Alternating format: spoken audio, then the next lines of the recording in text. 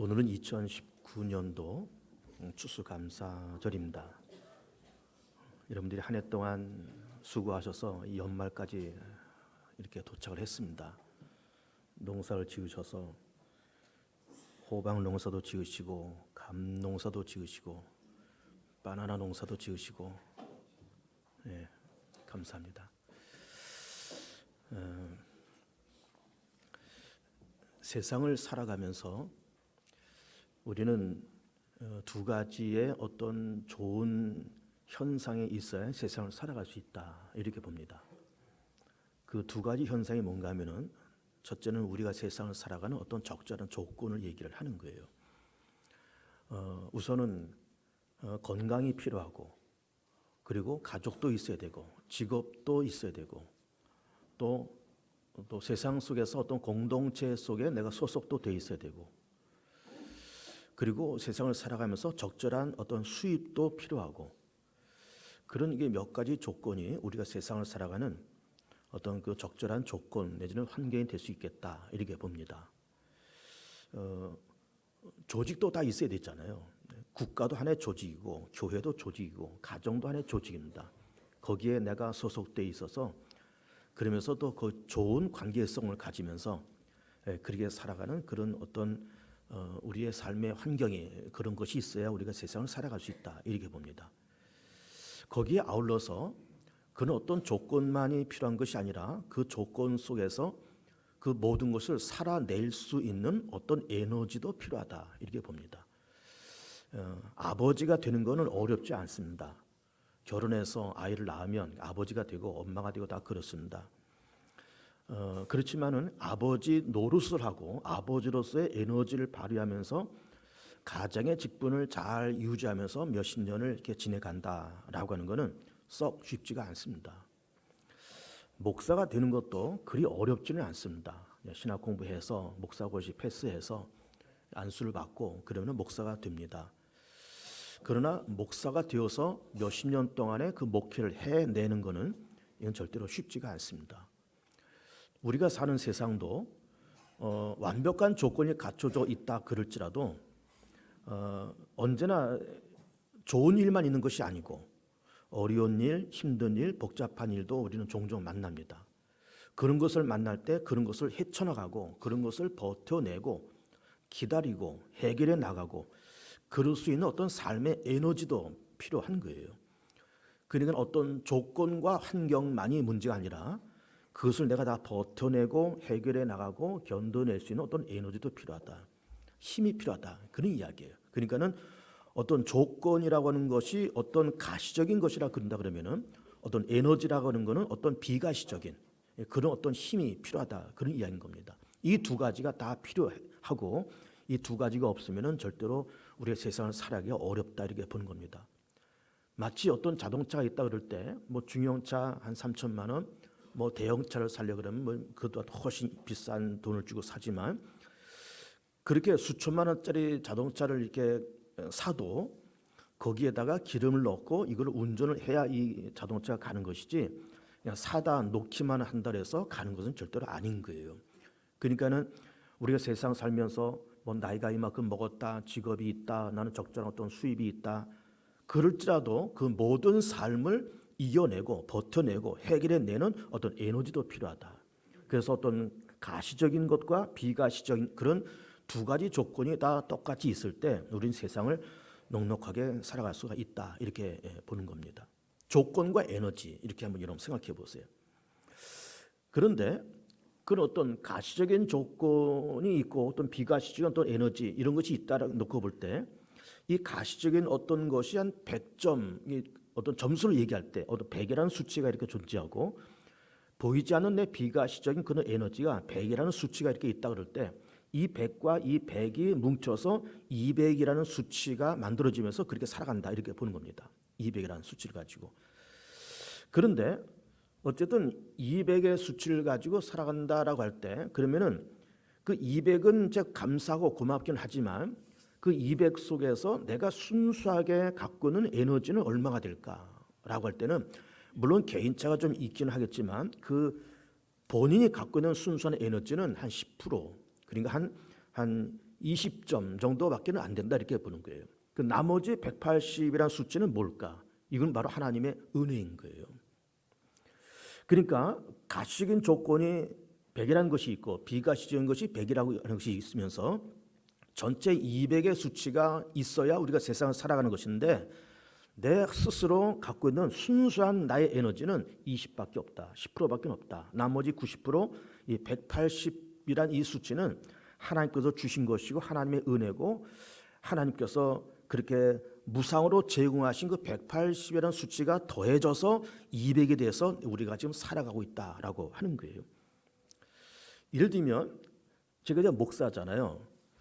목사가 되는 것이 그렇게 어렵지는 않다고 말씀드렸습니다. 뭐 학교 공부하고 신학교 졸업하고 목사고시 보고 목사고시 한두 번 떨어지는 경우도 있기는 합니다. 그러나 뭐 재수하고 삼수해서 목사가 될 수 있어요. 그리고 노예에서 안수를 받으면 목사가 됩니다. 그리고 저만 해도 벌써 나이가 한 60이 넘었고 그리고 이렇게 한 400~500명 모이는 그런 개봉중학교 담임 목사를 하고 있습니다. 이거는 가시적인 겁니다. 가시적인 것. 가시적인 박정호라는 한 인간, 가시적인 개봉중앙교회, 그리고 가시적인 나의 60여 년 동안 어떤 삶의 발자취, 이건 다 가시적인 겁니다. 그런데 그 가시적인 것과 더불어서 비가시적인 것도 필요하다 그런 얘기 아니에요. 내가 개봉중앙교회를 목회할 수 있는 어떤 보이지 않는 어떤 에너지가 필요하다. 그것이 뭐 영력이 되었던 성령의 강림이 되었던 그런 것이 필요해야 이 개봉중학교를 내가 끌고 갈 수 있는 거예요. 아버지가 된다는 것도 엄마가 된다고 하는 것도 그리 어려운 일은 아닐 겁니다. 남녀가 만나서 결혼하면 아이들이 생겨서 어느 날 아버지가 돼 있고 어느 날 어머니가 돼 있는 거예요. 그러나 아버지 노릇을 아이들 하나 둘 셋 낳아서 걔네들 정말로 믿음 안에서 신실하게 길러가고 걔네들 믿음으로 잘 양육하면서 내가 걔네들 앞에서 아버지로서 수십 년을 살아간다고 하는 것, 가장으로서 그리고 한 여인의 남편으로서 수십 년을 그 가정을 지키면서 살아간다는 것은 쉬운 일은 절대로 아닌 겁니다. 어머니도 마찬가지예요. 아이들 낳고 기르면서 몇십 년 길러서 얘네들을 다 출가시키고 한 남편의 아내로서 한 가정의 가정주부로서 수십 년을 그 가정을 지켜나간다는 것도 우리가 다 부모고 다 우리가 다 아버지고 어머니지만은 그 일이 절대로 쉬운 건 아닌 거예요. 그런데 어쨌든 가시적인 어떤 수치가 100이라는 것이 필요하고 비가시적인 것이 100이라는 수치가 필요해서 200이라는 그런 수치를 가지고 우리가 살아가고 목회도 200이라는 에너지를 가지고 아버지라는 노릇도 다 그렇게 가지고 살아가는데 순수하게 박정호라는 인간이 갖고 있는 그 순수한 에너지는 10%, 20이라고 하는 그런 에너지밖에 없더라 그 말이에요. 그 나머지 180의 이 에너지는 하나님께서 다 주시는 거예요. 다 공급해 주는 겁니다. 그러니까는 박정호라는 한 인간이 개봉중학교를 만들어 간다. 그리고 또 여러분들이 가정에서 아버지 노릇하고 엄마 노릇하고 직장에서 뭐 이런 직분 저런 역할 감당해 나가면서 그러면서 우리가 갖고 있는 가시적인 것이나 비가시적인 것에 그 모든 것을 가지고 해 나가지만 우리 스스로 갖고 있는 본질적인 그 에너지는 10%밖에 안 된다 그 말이에요. 나머지 90%는 나머지 180이란 이 수치는 하나님께서 주셔서 다 해나가고 있는 거예요. 저도 마찬가지입니다. 하나님의 90%의 에너지를 주셔서 개봉중학교에서 설교하고 목회하고 다 그렇게 해나가지 나 혼자 갖고 있는 에너지를 가지고는 개봉중학교 목회 안 되고 못하는 겁니다. 절대로 못하는 겁니다. 아버지 노릇 절대로 못하는 거예요. 여러분도 마찬가지예요. 직업을 갖고 있는 우리 직장인들이 사업을 하거나 아니면 어느 직장에서 비록 내가 월급쟁이를 하면서 계장이다, 과장이다, 부장이다, 임원이다 그런 것을 내가 하고 있지만은 그러나 그 모든 것이 가시적인 것이 비가시적인 것이든지 간에 200이라는 에너지를 가지고 살아가지만 우리 본질적인 에너지는 10%밖에 안 된다 그 말이에요. 나머지 90%는 하나님이 채워주셔서 하나님이 공급해 주셔서 하나님께서 무상으로 주시는 그 보이지 않는 에너지와 보이지 않는 은혜가 있어서 모든 것이 다 운영되고 만들어져 가고 있는 거예요. 다 그렇습니다. 다 그래요. 여러분 우리나라도 보세요. 우리나라 지도를 이렇게 펴놓고 세계 지도를 펴놓고 보면 이제 세계 지도를 만들 때에는 언제나 자기 나라를 항상 이렇게 세계 지도 중심에 놓고 지도를 그립니다.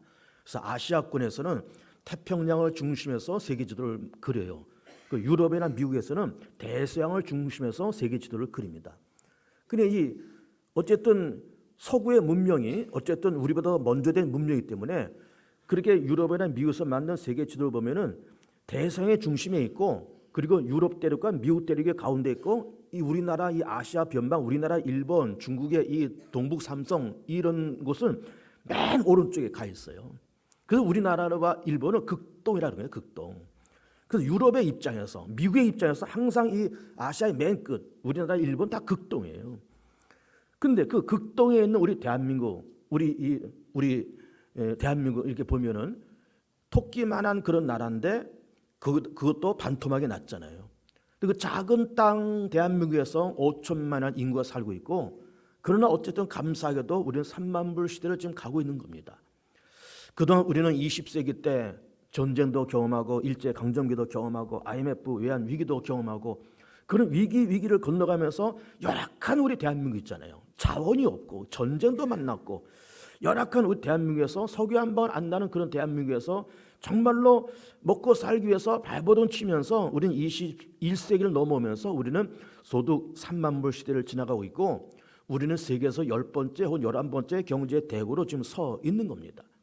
그러면 우리가 그럼 3만 불 시대가 되었다. 세계 10번째, 11번째 되는 그런 나라가 되었다라고 그럴 때 그렇게 될 수 있는 어떤 가시적인 에너지와 비가시적인 에너지를 이렇게 놓고 보면은 우리가 순수하게 갖고 있는 에너지는 10%밖에 사실 안 되는 거예요. 대한민국 땅이 넓습니까? 자원이 있습니까? 그런데 그런 작은 나라에서 자원도 없는 그런 10%도 사실 채 안 되는 그 작은 그 자체적인 그런 에너지를 가지고 이만큼 왔는데 이만큼 온 것에는 하나님의 90% 쏟아붓는 하나님의 90%의 은혜와 하나님의 응답과 하나님의 채워주심이 있어서 우리나라가 여기까지 오게 된 겁니다. 그러니까 우리는 사도 바울의 고백처럼 나의 나된 것은 하나님의 은혜라는 고백 있지 않습니까? 그럼 나의 나된 것이라고 할 때 바울의 고백도 그런 겁니다. 내가 지금 200%의 200개의 어떤 에너지를 가지고 내가 살아왔고 지금까지 그런 사람이 되었는데 그렇게 되기까지 내가 갖고 있는 순수한 에너지는 10%도 채 안 된다 그 말이에요. 근데 하나님이 나머지 90%를 채우셔서 나는 이런 사람이 되었다라고 그렇게 고백을 하고 있는 거예요. 그런데 그러면 우리가 순수하게 갖고 있는 에너지는 10%도 채 안 된다. 나머지 90%는 하나님께서 부어주신 것이다. 이런 얘기를 좀 드리는 건데 근데 그 90%라는 하나님의 에너지가 180의 수치가 주어졌기 때문에 나의 존재가 가능하고 우리 개봉자기도 마찬가지고 대한민국의 조도 마찬가지지만은 그 90%라는 에너지 180점이라는 그 수치가 어느 날 갑자기 거둬져 갈 때도 있다 그 말이에요. 이거 확 거둬져 가면은 처음엔 200이라는 그런 에너지를 가지고 살고 있다가 180을 거둬가시니까 내가 10% 20점만 갖고 살아가는 거예요. 그러면은 그 인생은 무너지고 망가집니다. 확 하고 망가지는 거예요. 그래서 우리는 무슨 생각을 이 추수감사 줄 때 무슨 생각을 가져야 되는가 하면은 나라는 사람은 10%밖에 안 되는데 90%의 하나님의 에너지와 90%의 하나님의 축복이 나를 둘러싸서 내가 존재하고 가정이 존재하고 개봉중학교에 존재하고 대한민국이 존재한다는 것을 깨닫고 감사하고 동시에 우리는 세상을 겸손하게 살아갈 필요가 있는 겁니다. 하나님 참 감사합니다. 나는 참 10%밖에 안 되는 사람인데 하나님께서 90%를 베풀어 줘서 나라는 사람을 지금 여기까지 인도해 가오셨고 또 우리 개봉중앙교도 50주년이 점점 다가오면서 참 이렇게 교회가 은혜권에 지금까지 오게 된 것도 우리가 갖고 있는 역량이나 우리가 교회를 사랑하는 마음, 하나님을 사랑하는 마음 사실 10%밖에 없었는데 하나님께서 개봉중앙교회 90%의 에너지를 베풀어 줘서 오늘의 개봉중앙교회에 있게 됨을 참 감사합니다 라는 고백이 필요한 거예요. 대한민국도 마찬가지. 전쟁도 경험하고 일제강점기도 경험하고 지하전이 있습니까? 석유가 나옵니까? 아무것도 없는 그런 대한민국이 이만큼 3만 불 시대가 된 것은 우리가 갖고 있는 에너지는 10%도 채 안 되는데 90% 이상을 베풀어 주신 하나님의 은혜와 거저 주심이 있어서 오늘의 내가 존재한다고 오늘 대한민국이 존재하는 것을 믿으시면서 감사하고 겸손하게 세상을 살아가야 되는 겁니다. 그런데 문제는 그 90%라고 하는 하나님의 에너지가 어느 날 갑자기 떠날 수도 있다는 거예요. 갑자기 거둬져 갈 수도 있습니다. 왜 그럴까요? 그거는 거저 주신 것이기 때문에 거저 거둬갈 수도 있어요. 그러니까 우리는 그래서 겸손하게 살아가야 된다 그 말이에요. 하나님 나의 나 된 것은 하나님 은혜입니다. 나는 10%밖에 없는 사람인데 90%를 채워줘서 오늘의 내가 존재하는데 90%를 채워줘서 오늘의 대한민국이 존재하는데 주님 빌고 원합기는 하나님의 이 90%의 에너지를 거두어 가지 말아 주옵소서. 이런 기도를 우리는 늘 해야 되는 겁니다. 그런데 불행하게도 그 90%가 거둬진 인생이 있다는 걸 오늘 본문에서 말씀하고 있어요. 누가복음 17장에서. 누가복음 17장은 이렇게 기록되어 있습니다. 그 이야기의 전후를 제가 얘기를 드려볼게요. 예수님께서 3년 동안의 공생에게 살아가시면서 한 번은 사마리아 땅을 이렇게 지나가게 되었습니다. 사마리아라는 지역이 어딘가 하면은 그 이스라엘 나라가 주전 900년경에 남부로 갈립니다. 그래서 북왕조는 이스라엘하고 남왕조 유다 이렇게 얘기하고 북왕조의 수도가 사마리아고 남왕조의 수도가 예루살렘이에요. 그래서 흔히 우리는 사마리아 사람 그러면은 그냥 그 북왕조 사람이다 그 말이에요. 북왕조 사람. 근데 왜 북왕조 사람이 그 사마리아 사람 혹은 이방인 취급을 당하는가 하면은 지금 이 나라가 갈라졌을 때가 주전 900년입니다. 그러면서 예수님 때까지 900년의 시간이 흘러왔어요. 근데 이 900년 동안 남북이 갈라지면서 서로 두 나라가 상종을 안 합니다. 왕래도 안 하고 상종도 안 하고 서로 결혼도 안 하고 상거래도 안 하고 서로 독립된 나라로서 그렇게 살아가는 거예요. 아브라함의 자손들이지만 독립나라로 살아가는 거예요. 이것이 1, 2년도 아니고 10년, 20년도 아니고 900년 동안 그렇게 살아왔으니까 문화도 민족성도 다 달라졌던 거예요. 그러면서 두 나라가 서로 등을 쥐고서 서로 이렇게 상대를 안 합니다. 근데 예수님께서 사마리아 땅을 이렇게 지나가셨다는 거예요. 일부러 지나가셨죠. 유대 동족들은 사마리아 사람을 그냥 이방인 취급하면서 상종 안 하면서 그 땅을 지나가지도 않았는데 어쨌든 예수님께서 의도적으로 사마리아 땅을 지나가십니다. 근데 거기에 마침 10명의 나병 환자가 있었다는 거예요. 그 나병 환자가 공교롭게도 10명은 유대 사람이고 1명은 사마리아 사람이었다는 거예요. 이 사람들이 지나가는 예수님을 바라보면서 예수여 우리를 불쌍히 여겨 주옵소서, 우리를 고쳐 주옵소서 라고 얘기하니까 예수님께서 그럼 너희들이 제사장한테 한번 가봐라 이렇게 말씀하신 거예요. 왜 제사장으로 가보라고 말씀하시는지 제가 좀 더 얘기를 할게요. 이 사람이 제사장한테 찾아가다가 10사람이 다 나은 겁니다. 나았더니 유대 사람 9명 나병 환자는 그냥 자기들 볼일 보러 다 갔고 그렇게 이방 사람 취급했던 사마리아 사람만 예수님께 쫓아와서 참 감사합니다. 우리 고쳐서 고맙습니다 하면서 그 발 앞에 무릎 꿇고 감사의 사례를 그렇게 했다는 거예요. 그래서 예수님께서 아까는 10명이 있었는데 그럼 10명의 나병 환자 다 나았을 텐데 어떻게 너는 사마리아 사람이 너만 나한테 찾아와서 이렇게 감사의 사례를 하고 있고 그 9은 어디 가느냐 그 얘기를 좀 하시고 있는 거예요. 그럼 올 때 마음이 다르고 갈 때 마음이 다른 거냐. 사람이 감사를 알고 고마운 거를 알고 미안한 걸 알고 그것이 말일망정 감사하다는 말을 할 줄 알아야지 어떻게 병 낫고 그냥 낫다고 다 뿔뿔이 흩어지고 너 이방 사람 취급받는 너만 나한테 왔느냐 그 9은 어디 있냐 그 말씀을 하시고 있는 거예요. 근데 보세요. 왜 제사장한테 찾아가라고 그렇게 말씀하시는가 하면은 지금은 이제 나병 환자 보기가 어렵습니다. 근데 예수님 당시에는 위생 상태가 좋지 않았던 때이기 때문에 나병 환자가 굉장히 많았다는 거예요. 그 나병이라는 것이 이게 또 전염이 되기 때문에 한 사람이 나병 걸리면 가족이 전체가 전염되고 그 지역 전체가 전염이 돼요. 그래서 흔한 질병을 빨리 차단시키기 위해서 나병 환자들을 골라내서 격리시켰던 거예요. 근데 이 골라내고 격리시키는 일을 누가 하는가 하면 그 당시 제사장들이 했었습니다. 그 제사장 그러면 우리는 제사를 집례하는 사람들 그렇게 알고 있지만은 제사도 집례하면서 이게 나병 환자냐 아니냐 이거 구별하는 그런 의료적인 행위까지도 이 제사장들이 했다 그 말이에요. 그럼 예를 들어서 그럼 제사장이 이렇게 보면서 이 사람 나병 환자야. 그럼 이 사람 격리시켰다고 쳐보세요. 그리고 10사람들이 다 격리돼서 살던 사람들입니다. 격리됐다가 때로는 나을 수도 있잖아요. 그럼 나오면은 다시 제사장한테 찾아가서 제사장이 다 이렇게 살펴보면서 이제 나았다. 그럼 이제 깨끗하게 씻어주고 제사 드리고 이 사람이 이제 나았다고 선포하고 가정으로 돌려보내는 거예요. 이거를 제사장이 했던 겁니다. 그 예수님께서 너희들이 이제 나았으니 제사장한테 가서 그전에는 나병이 걸려서 이제 격리돼서 살았지만 제사장한테 다시 가서 나았다라고 인정받고 다시 제사 드리고 가정으로 돌아가라 그 말씀이에요. 그 말씀이 이제 어디에 기록되는가 하면은 레위기의 말씀이 기록되는데 레위기 13장 말씀이 아마 이렇게 화면에 준비가 되어 있을 거예요. 한번 좀 보시면 이렇게 되어 있습니다. 레위기 13장 보시면 화면에 준비되어 있는 화면을 보세요. 잘 보세요. 제사장은 그를 진찰할지니 나병 환자를 진찰한다 그 말이에요. 제사장은 그를 진찰할지니 그 대머리에나 이마 대머리에 돋은 색점이 희고 불구스름하여 피부에 발생한 나병과 같으면 이는 나병 환자라 부정하니 제사에 그를 확실히 부정하다 할 것은 그 환부가 그 머리에 있음이니라.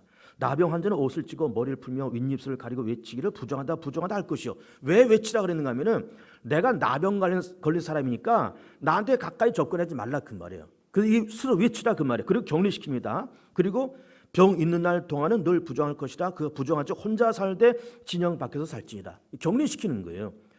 그래 격리된 다음에 나올 수도 있잖아요. 나온 다음에 또 어떻게 하냐? 제사한테 또 가는 겁니다. 14장 한번 들어주세요. 14장에 보면 나았어요. 이제 제사장은 진영에서 나가 진찰할지니 그 환자에게 있던 나병 환부가 나았으면 제사장 그 정결함을 받을 자를 위하여 명령하여 살아있는 정결한 새 2마리와 백향과 홍새씨가 우슬초를 가져오게 하고 제사장은 또 명령하여 그 새 하나는 흐른 물 위에 질그릇 안에서 잡게 하고 다른 새는 산채로 가져다가 백향과 홍새씨과 우슬초와 함께 가져다가 흐르는 물 위에서 잡은 새의 피를 찌고 나병에서 정결함을 받은 자에게 7번 뿌려 정하다 하고 그 살에는 새는 들에 놓을지며 정결함을 받는 자는 그 옷을 빨고 머리털을 밀고 물로 몸을 씻을 것이라. 그리하면 정하리니 그 후에 진영에 들어갈 것이나 자기 장막박에 이래를 머물 것이요 7째 내래 그는 모든 털을 밀되 머리털과 수염과 눈썹을 다 밀고 그 옷을 빨고 몸을 물에 씻을 것이라. 그리하면 정하리라. 그래 이게 격리되었다가 나았으면은 제사한테 찾아가서 나았다라고 이제는 완전히 선언을 받고 그리고 제사를 드리고 몸을 씻고 옷을 빨고 일주일 후에 가정으로 돌아가라 그 이야기입니다. 예수님께서 이 10명의 나은 자들에게 제사장한테 가라 그 말은 과거 얼마 전에 너희들이 나병으로 판결되어서 격리되어 살았는데 이제 나았으니까는 가서 나았다라고 제사장한테 판결받고 가정으로 돌아가라 그 말이에요. 그런데 9명 뿔뿔이 흩어지고 이방 사람 취급받는 사마리아 사람만 예수님께 찾아와서 감사 사례를 좀 하고 있더라 그 말이고 예수님의 그런 모습을 보시면서 10명이 아까 있었는데 9명은 어디 갔느냐 그 말씀 좀 하시고 있는 겁니다. 근데 이 말씀 가만히 보면은 이 사람들이 나병에 걸렸다가 나은 거잖아요. 그럼 이 사람들이 처음에는 나병 환자가 아니었어요. 건강한 사람들이었습니다. 근데 어느 날 나병에 걸린 거예요. 그러면 건강한 사람이었을 때의 모습이 어떻다는 겁니까? 이것은 바로 아까 얘기한 것처럼 이 사람들의 인생도 가시적인 에너지가 100이 있고 비가시적인 에너지가 100이 있어서 200이라는 그런 에너지를 가지고 그렇게 살았는데 어느 날 갑자기 하나님께서 90%를 걷어가신 거예요. 걷어가시니까는 나병이 걸린 거예요. 그러다가 예수님을 통해서 다시 걷어진 90%의 그 에너지를 다시 공급해 주시니까 이 사람들이 나았는데 9명 그냥 나았으니까 다 됐다고 그냥 뿔뿔이 다 도망가고 한 명만 찾아와서 예수님에게 감사 사례를 하고 있다. 그 말씀을 우리가 보고 있는 겁니다. 말씀을 정리합니다. 우리 스스로 갖고 있는 에너지는 사실은 10%채 안 될 겁니다. 그런데 하나님께서는 우리에게 90%의 에너지를 베풀어줘서 그 힘을 가지고 그런 조건을 가지고 그런 환경 속에서 우리는 지금 살고 있는 거예요. 90%를 하나님의 은혜 속에 살고 있는 겁니다. 물론 그 이상도 가능해요. 99%라고 얘기해도 괜찮습니다. 99.999%라고 해도 괜찮고 맞는 얘기일 겁니다. 그건 무슨 얘기인가 하면은 내가 세상을 살아가는 조건이나 내가 세상을 살아가는 에너지가 내가 갖고 있는 에너지는 사실 굉장히 적다 그 말이에요. 그런데 하나님께서 내게 베풀어 주시는 그 삶의 에너지가 커서 그 은혜로 내가 살고 있는 것이지 내가 갖고 있는 힘을 가지고 지금까지 사는 것은 절대로 아니다 그 말이에요. 지금까지 살아온 것도 하나님의 은혜고 앞으로 살아가는 것도 하나님의 은혜 가운데 그렇게 살아갈 것이기 때문에 감사하고 겸손하게 세상을 살아갈 필요가 있다라는 말씀을 드리고 싶은 겁니다. 불평할 것이 있나요, 여러분? 불만족스러운 것이 있나요? 그렇게 마음에 안 들고 짜증나고 신경질 나는 일이 있습니까? 그럼 왜 우리가 그런 마음이 들까요? 내가 200이라는 수치를 가지고 세상을 살아가면서 100%의 에너지를 가지고 그렇게 세상을 살아가면서 이게 다 내 힘으로 살고 있다고 생각하기 때문에 우리가 불평, 불만이 생기는 겁니다. 하나님이 주시는 것인데 하나님이 주시는 90% 이상의 에너지를 소유해서 내가 지금 살고 있는 건데 그 100%의 에너지가 다 내 것이라고 생각하고 내 힘으로 살고 있고 내 힘으로 앞으로 살 거라고 생각하니까는 우리가 불평, 불만, 교만, 감사를 잃어버리고 그렇게 세상을 살 우려가 있더라라고 하는 것이죠. 하나님, 이 모든 것이 다 하나님의 은혜입니다. 고백하시고 겸손하게 감사를 고백하면서 그래서 180의 그 수치, 90%의 에너지가 이게 떠나가지 아니하고 그 위에 은혜 위에 은혜라는 그 말씀처럼 그 위에 또 은혜가 베풀어지고 감사하면서 또 은혜가 베풀어지고 감사하면 또 은혜가 베풀어지면서 더 많은 하나님의 은혜와 축복 속에 살아가시는 복 있는 성도들 되시기를 축복합니다.